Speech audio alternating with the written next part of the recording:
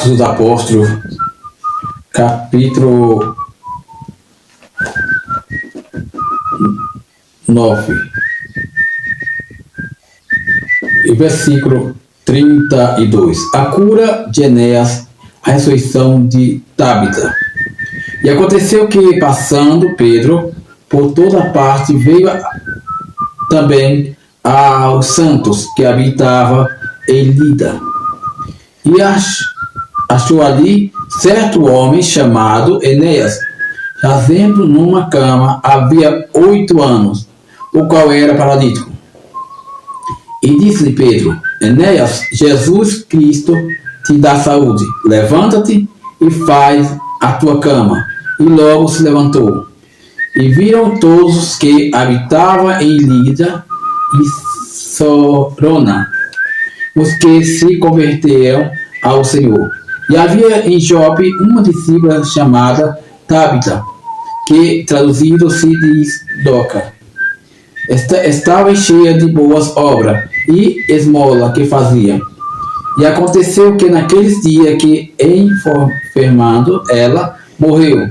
E tendo-a lá levado, a depositaram no quarto alto. E como Lida era perto de Jope, ouvindo os discípulos que Pedro estava ali, mandaram 2 varões, rogando-lhe que não demorasse em vir ter com eles. Levantando-se Pedro, foi com eles. Quando chegou, o levaram a quarto alto, e todas as viúvas rodearam, chorando e mostrando as túnicas e vestes que Doca fizera quando estava com elas. Mas Pedro, fazendo-o sair a todas, pôs-se de joelho e orou, e voltando-se para o corpo disse: Tábita, levanta-te. E ela abriu os olhos, e vendo a Pedro, assentou-se. E ele, dando-lhe a mão, a levantou, e chamando os santos e as viúvas, apresentou-lhe viva. E foi isto notório por toda a Jope, e muitos creram no Senhor. E ficou muitos dias em Jope com um certo Simão curtidor. Louvado seja o nome santo do Senhor. Que maravilha, meus amados irmãos, os milagres que operava os apóstolos por meio de Jesus Cristo. Enéas estava doente há 8 anos e era paralítico. Era o sofrimento daquele homem. Mas Pedro, chegando, disse: Enéas, Jesus te dá saúde. E disse: levanta e faz a tua cama. E aquele homem levantou e começou a andar. Também diz a palavra do Senhor que havia uma discípula chamada Tábita, que enfermou, adoeceu, e ela veio a óbito, veio a morrer. E sabendo os discípulos que Pedro estava ali, próximo, mandaram 2 mensageiros e chamar ele para que ele viesse logo e não se demorasse. E Pedro veio, e levaram Pedro até o quarto alto onde estava a moça.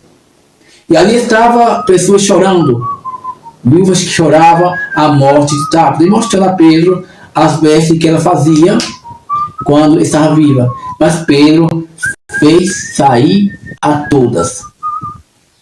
E olha que importante, a Bíblia diz que Pedro se ajoelhou e orou. Qual terá sido a oração de Pedro?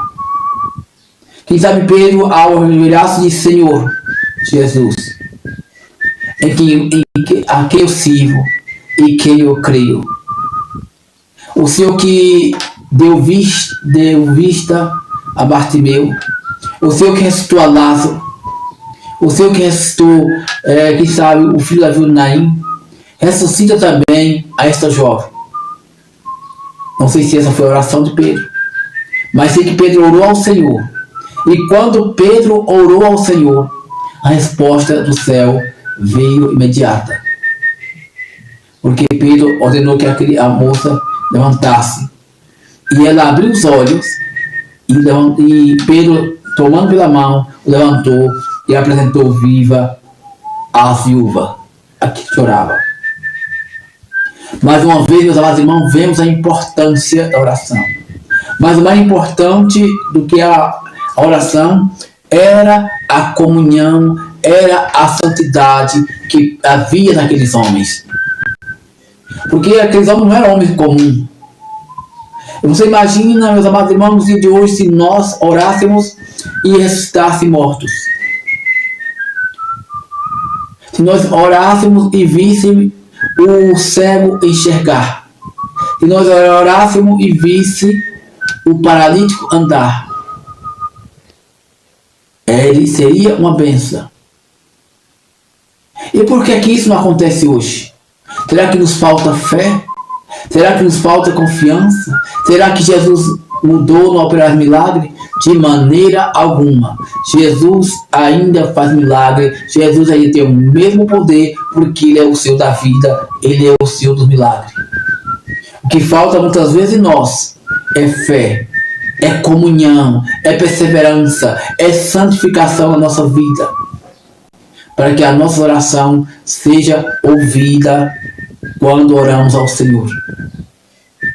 Pedro não era diferente de nós. Pedro era um homem comum, era um ser humano, mas o que havia em Pedro era a santidade, era a unção, era a vida que ele levava de comunhão com Deus, fé que tinha no seu coração.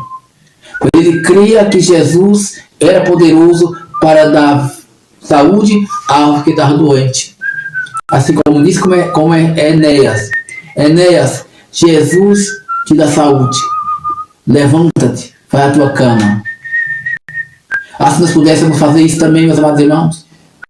Mas o que nos falta? Falta fé, falta confiança, falta perseverança, falta santidade muitas vezes. Falta buscar de Deus a unção do alto e ser cheio do Espírito Santo, porque quem faz milagre não é nós, quem faz milagre é o Espírito Santo. Quem faz milagre é Jesus. E a Bíblia diz que muitos que ali estavam e se converteram, aceitando a Jesus. Jesus pode fazer isso no dia de hoje. Se abrimos nosso coração, se pedimos para que o Espírito Santo nos molde, nos transforme, tire tudo aquilo que não agrada a Ele no nosso coração, tire toda a sujeira que há em nós, toda soberba, todo orgulho, toda altivez. Será que é isso que nos impede, meus amados irmãos, de Jesus operar milagre através de nós? Porque muitas vezes quando o homem faz uma oração e ora, e o Senhor responde, ele começa a se engrandecer, ele começa a se achar que é o tal, ele começa a querer ser maior do que os outros, causando até mesmo uma idolatria, onde as pessoas passam a idolatrar as pessoas como se fosse um Deus, tirando a glória do Deus eterno do seu Filho Jesus. Será que isso é o motivo de Jesus não operar milagres entre pessoas? Não usar homens e mulheres por causa do orgulho, da soberba, porque se engrandece ao ver o milagre que Jesus operou? Porque, como eu disse, quem faz milagre não somos nós. Quem opera maravilha não somos nós, é Jesus que nos usa como vaso para operarmos, para que Ele possa operar milagre na vida de uma pessoa, para que Ele possa transformar a vida de uma pessoa, para que Ele possa libertar uma pessoa dos vícios, do vício das drogas, do álcool, da prostituição.